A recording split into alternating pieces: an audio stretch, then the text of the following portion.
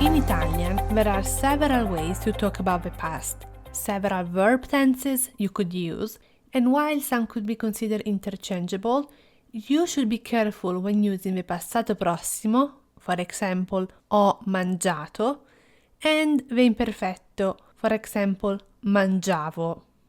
In this episode, we'll dive into the uses of passato prossimo and imperfetto, when and how to use them. Come sempre, as always, download this episode's free guide at italianmatters.com/4 and take the auto-graded quiz.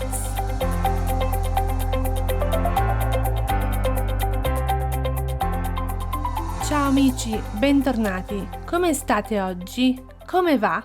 Spero tutto bene.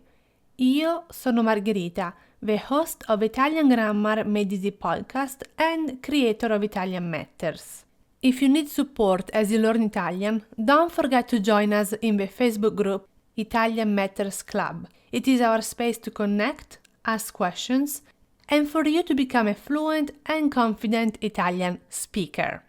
Oggi vediamo il passato prossimo e l'imperfetto dall'indicativo.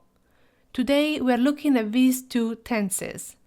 If you are uncertain about how to conjugate verbs in these two tenses, you can download the free Italian verb conjugation blueprint. You can find that at italianmatters.com/4. This guide has all the Italian moods and tenses of regular verbs. Everything you need clearly explained in one place. Ora iniziamo con il passato prossimo. Let's start with the passato prossimo. The passato prossimo is called a compound tense because it's made of two parts. For example, ho mangiato. The passato prossimo is formed with the auxiliary verb essere or avere, depending on the main verb that you have, and in this case it's ho, and the past participle mangiato. Ho mangiato. I ate. In English, the passato prossimo is called present perfect, and of course it corresponds most of the times to the English simple past. I ate. Ho mangiato. The general rule that you have to keep in mind is that the passato prossimo is used to talk about events or actions that are finished, they are concluded, basta finito, in the past. The passato prossimo tells what happened in the past. For example, let's see this sentence. Il Milan ha vinto la partita. Milan won the game. So this event, the game, has concluded. Milan won, it's over, so we use the passato prossimo. So this is the general rule, but there are also other instances when you must use the passato prossimo. 1. To list a series of past actions. For example, prima ho mangiato, poi ho guardato la tele e infine sono andata a dormire. First I ate, then I watched TV, and at last I went to sleep. So this is one action after another. It's a series of past actions. I ate, I watched TV, I went to sleep. Ho mangiato, ho guardato la tele, sono andata a dormire. So for this series of actions happening in the past, you use passato prossimo. 2. You use passato prossimo to indicate the beginning or the end of a past action. For example, il film è iniziato alle 21. The movie started at 9 p.m. Here it's clear, right? We are using 9 p.m. 21 to indicate the beginning of this past action, past event, and so we use the passato prossimo. 3. The passato prossimo is used to express changes in past emotional, mental or physical states. Per esempio, mi sono ammalata perché non ho messo la giacca. I got sick because I didn't wear the jacket. Here we're talking about a change of a past physical state. So here the change is that I got sick. That's the change, and we use Passato Prossimo. The last fourth instance where you have to use Passato Prossimo is with some specific keywords. So if you see these words in a sentence in the past, then use Passato Prossimo. These words are stamattina, ieri, 2 giorni fa, la settimana scorsa, il mese passato, una volta, per un anno, per 2 anni, per 3 anni, and so on. An example sentence would be: Ieri ho mangiato gli spaghetti. Yesterday I ate spaghetti. Here the keyword is ieri, yesterday. I see that and I use Passato Prossimo. Bene, ora parliamo dell'imperfetto. Let's talk about the imperfetto. This is a simple tense. We don't have an auxiliary verb, we don't have avere or essere. We just have the main verb. And an example of a verb in the imperfetto tense is io mangiavo, I ate, from the verb mangiare. In English, the imperfetto translates to the imperfect. The general rule for the imperfetto, just like we had the general rule for the passato prossimo, is that it's used to describe a past repetitive action or event.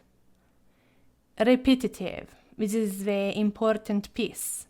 An example of repetitive action would be things that you used to do in the past for multiple times. Da piccola andavo dai nonni ogni domenica. When I was little, I used to go to my grandparents every Sunday. See the ogni domenica here? Every Sunday. It's repetitive in the past. And so, since this action is repetitive, it happened multiple times, then I use the imperfetto. Other instances when you must use the imperfetto are uno, actions that happened at the same time in the past. For example, mentre io cucinavo, Vittorio giocava. While I cooked, Vittorio played. You see how these two actions were happening at the same time? I was cooking, he was playing, same time in the past, and so for this reason we use imperfetto. Due. Imperfetto is used to express an ongoing past action or event that doesn't have a clear beginning or a clear ending point. For example, preferivo correre. I preferred running. Here, I'm not saying that specific day I prefer running, right? It's really generic. It's not that specific. There is no clear indication of when this past preference action started or ended. So I use imperfetto. 3. Imperfetto is used to describe past emotional, mental, or physical states, including age. I know, this is similar to what I said earlier with the passato prossimo.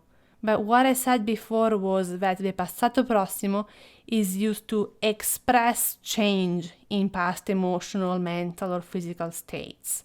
Express change. Imperfetto is used to describe past emotional, mental, or physical states. So here we are describing. We are not talking about a change. So an example is quando ero incinta mangiavo molte patate. When I was pregnant, I ate many potatoes. So here I am describing this past physical state of being pregnant, right? I'm not talking about the change. I'm not expressing change. So since I am describing, I'm using the imperfetto. And then the numero 4. Here again we have some keywords that you can look for in sentences, and if you find them, use imperfetto. These keywords are mentre, sempre, di solito, spesso, ogni giorno, ogni settimana. An example sentence would be mangiavo spesso un panino a pranzo. I often ate a sandwich for lunch. I see spesso. In that sentence, I use the imperfetto. Mangiavo. Now, the passato prossimo and imperfetto can also be used together in the same sentence to narrate a past event. But you have to use one and the other for a specific reason. So the imperfetto is used for an action that is ongoing in the past. The passato prossimo is used for an action that interrupts the ongoing action. I know, these are a lot of words. It can get very complicated. It's Italian grammar. But let's make it easy. Let's see an example. Mentre pulivo è saltata la corrente. While I cleaned, the electricity went out. So what was happening? The action of cleaning was ongoing in the past. I was cleaning, pulivo. I cleaned. And then something happened that interrupted the action. The electricity went out. È saltata la corrente. So can you see how the ongoing action, pulivo, uses imperfetto, while the action that interrupted the ongoing one uses passato prossimo. È saltata la corrente. The electricity went out. Is the electricity going out that interrupted my action of cleaning? Questi non sono argomenti facili. I know, these are not easy topics, but grazie, thank you for sticking with me until the end. Let's do a recap now. Just 3 points. 1. The passato prossimo is used to talk about events that are finished, that are concluded in the past. 2. The imperfetto is used to describe a past repetitive action, an action that happened multiple times. 3. The passato prossimo and imperfetto can be used together in the same sentence. The imperfetto is used for the ongoing action happening in the past.